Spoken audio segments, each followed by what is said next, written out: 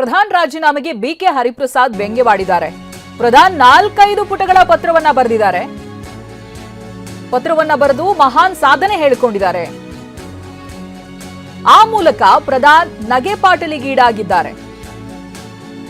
ಗೃಹ ಸಚಿವ ಅಮಿತ್ ಶಾ ರಾಜೀನಾಮೆ ಕೊಡಬೇಕು ಅಂತ ಬೆಂಗಳೂರಿನಲ್ಲಿ ಕೆಪಿಸಿಸಿ ಅಧ್ಯಕ್ಷ ಬಿಕೆ ಹರಿಪ್ರಸಾದ್ ಮಾತನಾಡಿದ್ದಾರೆ.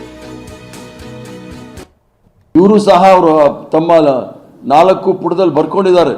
ನಾನು 40 ವರ್ಷಗಳ ಕಾಲ ಶಿಕ್ಷಣ ಕ್ಷೇತ್ರದಲ್ಲಿ ಕೆಲಸ ಮಾಡಿದ್ದೀನಿ ಅಂತ ಹೇಳಿ. ಯಾವ ಶಿಕ್ಷಣ? ನಾಗ್ಪುರ್ ಯೂನಿವರ್ಸಿಟಿನಲ್ಲಿ ಕೆಲಸ ಮಾಡಿದ್ದಾರೆ ವಿನಃ ನೈಜವಾದ ಶಿಕ್ಷಣ ಕ್ಷೇತ್ರದಲ್ಲಿ ಕೆಲಸ ಮಾಡಿದರೆ ABVPಯಿಂದ ಇವರು ಬರ್ತಾ ಇರಲಿಲ್ಲ ಇಲ್ಲಿಗೆ. ವಿದ್ಯಾರ್ಥಿ ನಾಯಕರಾಗಿ ಅಂತ ಹೇಳ್ಕೊಂಡಿರ್ತಕ್ಕಂಥವ್ರು, ವಿದ್ಯಾರ್ಥಿಗಳ ಕಷ್ಟ ನಷ್ಟಗಳು ಗೊತ್ತಿಲ್ಲದೆ ಇರ್ತಕ್ಕಂಥವ್ರು ಅಂದಾಗ ಹಾಸ್ಯಾಸ್ಪದ ಆಗುತ್ತೆ. ಅಂದರೆ ಇವರು ಯಾವುದೋ ಒಂದು ಸಂಘ ಸಂಸ್ಥೆಗಳಲ್ಲಿ ತರಬೇತಿ ಮಾಡಿ ಸಂಪೂರ್ಣ ವ್ಯವಸ್ಥೆಯನ್ನು ಬುಡಮೇಲು ಮಾಡಲಿಕ್ಕೆ ಬಂದಿರತಕ್ಕಂಥದ್ದು ಪ್ರಸಂಗ ಅನ್ನೋದು ನಮ್ಗೆ ಅನಿಸುತ್ತೆ.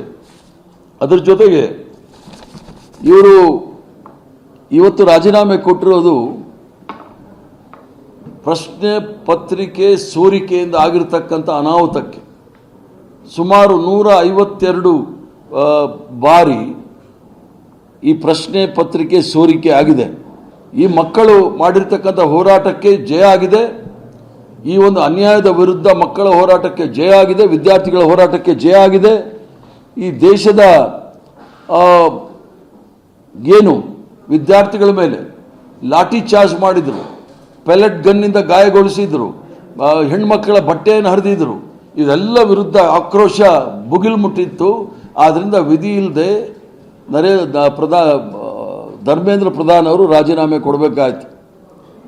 ಧರ್ಮೇಂದ್ರ ಏನೋ ರಾಜೀನಾಮೆ ಕೊಟ್ಟಿದ್ದಾರೆ, ಪ್ರಧಾನ ಇನ್ನೂ ರಾಜೀನಾಮೆ ಕೊಟ್ಟಿಲ್ಲ. ಮಕ್ಕಳ ಮೇಲೆ ಆಗಿರ್ತಕ್ಕಂಥ ದೌರ್ಜನ್ಯ ಗೃಹ ಸಚಿವರಿಂದ ಆಗಿದೆ. ಅಮಿತ್ ಶಾ ಅವರು